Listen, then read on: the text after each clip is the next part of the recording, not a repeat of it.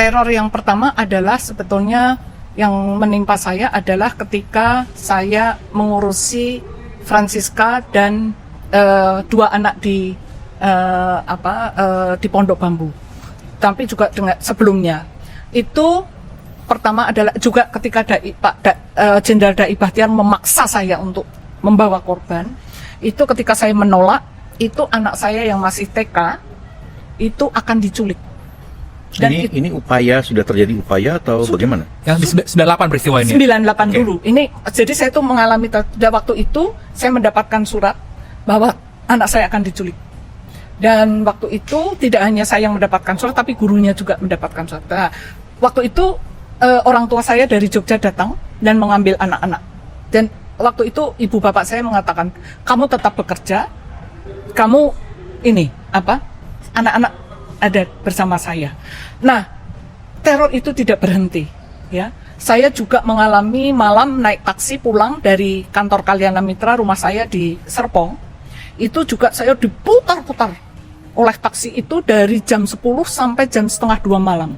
Sampai di daerah daerah Ancol. Jadi kantor Kalyana Mitra di kaca jendela dibawa ke Ancol, tiba-tiba mobil taksinya berhenti mogok dan saya bisa keluar.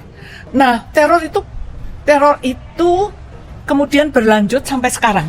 Setelah Mbak mengkritik pernyataan Fadlizon. Ya.